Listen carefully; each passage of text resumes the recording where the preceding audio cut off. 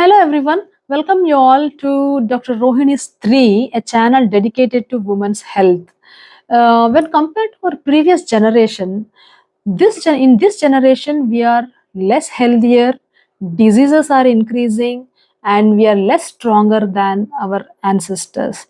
Um, I'm sure all of you agree with me. What could be the reason for this increase in the diseases this generation?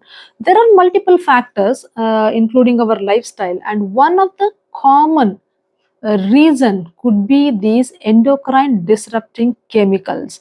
In today's video, let us try to understand what are these endocrine disrupting chemicals, where are they found, and what are the effects they are having on our health. Unfortunately, these chemicals are very rampant in our nature, and they are introduced to our nature by the excessive activities of these human beings. We ourselves are introducing all these chemicals to the nature. So, what does this endocrine disrupting chemical affect our how does it affect our health? So, we need so many hormones in our body, which has to function in a balanced way to have a normal functioning in our body and to have a good health.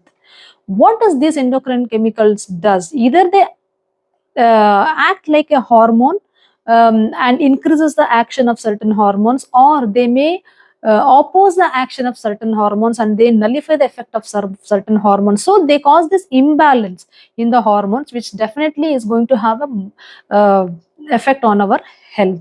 So what are these hormones? Why do we need these hormones? There are many hormones in our body. For example, insulin. It's an hormone which is required for the good sugar control in our body. So if there is any problem with the insulin, it causes diabetes. And even for the proper functioning of the various organs in our body, we need thyroid hormone. And to have a good proper growth of our body, we need growth hormone. Even if you want to have good sleep, you need to have a proper functioning of the melatonin hormone in our body. And also, even for the proper functioning of a reproductive system, we need hormones like estrogen, progesterone, follicle stimulating hormone, luteinizing hormone. So all these hormones are also important. Even for other organs to function, if the heart has to function normally, the kidney, liver has to function normally. Even if our brain and nerves, if they have to function normally, we need a balance in the functioning of these hormones. Every cell in our body needs a proper balanced function of these hormones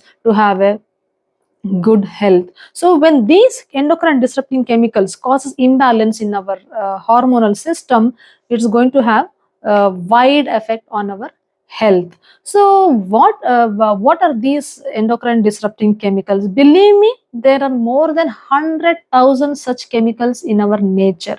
Just to name a few: bisphenol A, that is BPA, atrazine, phthalates, perchlorates, lead, arsenic, mercury, PFAS, and organophosphate pesticides. These are all just a few of them which I am naming. And where are these endocrine disrupting chemicals? How are we exposed to these endocrine disrupting chemicals? For example, if you take pesticides, we use these pesticides, to prevent the harm caused by these insects to our crops. But do you know that when we are eating these food crops which are grown with the help of these pesticides, we are even ingesting these pesticides along with that food item.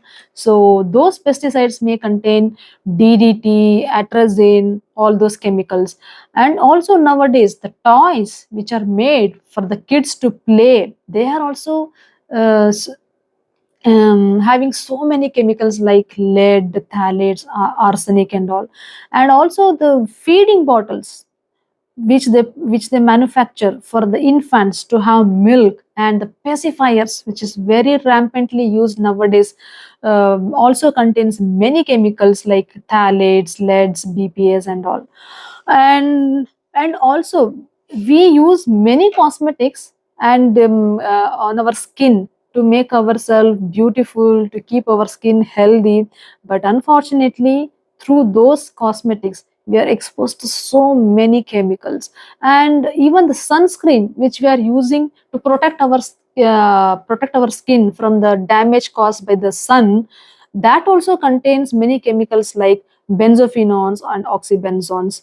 And some of the we use in the kitchen, we use many non-stick cookwares to for our convenience, to make cooking easier and all. We use many non-stick cookwares which are very much rich in many these endocrine disrupting chemicals like PFAS and all.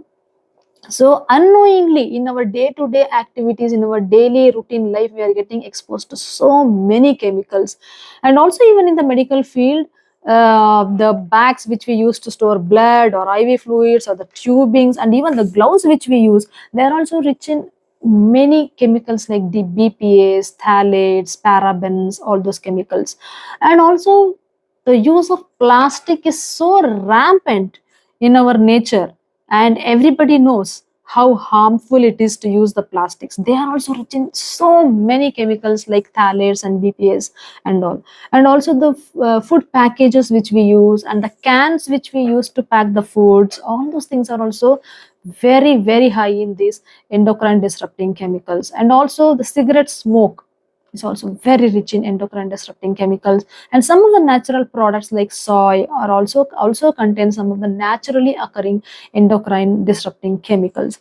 So how does this enter our body? It can enter through the air which we breathe through the nose, through the food which we eat, through the water which we drink, and also through the chemicals or cosmetics which comes in contact with our skin. So through all these routes it can enter our body, and also it can enter a fetus through a mother's placenta and also through mother's breast milk. So all these ways, all these chemicals are entering our body. All of us are vulnerable to the effects of these endocrine disrupting chemicals, but especially the babies inside the mother's womb and also the infants are more vulnerable because the immunity system is still developing in them. So all of us are invariably getting exposed to these endocrine disrupting chemicals, especially in the even the infants and small children are exposed to these chemicals. It affects their neural development, and nowadays the autism and attention deficit disorders are so common, and EDCs could be one of the reasons for them. And even the childhood obesity, obesity in adolescents are all common, and the exposure to these EDCs can be one of the common reason for them. So how does these EDCs affect a woman's health? It can affect her body in every stage. For example, the functioning of the ovary, it can affect the release of the eggs, it can affect the fertilization, implantation. So the problem of infertility is so rampant nowadays. So this exposure to endocrine disrupting chemicals can be one of the reason. So other problems in a woman can be the polycystic ovaries, which is again very common these days, and it can also cause endometriosis.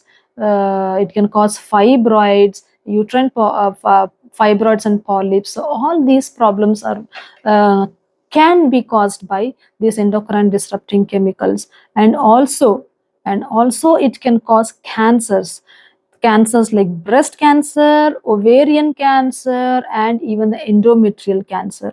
So it has a rampant effect on on our health. So it's very scary to know the kinds of diseases it is causing. So I think this much is enough for today, and in my next video I'm going to tell you how to protect ourselves, how to prevent exposure to these endocrine disrupting chemicals. Till then, take care. Bye. Namaste. If you like these videos, please like, comment and share. And for more updates on women's health, please subscribe to my channel and don't forget to press the notification bell.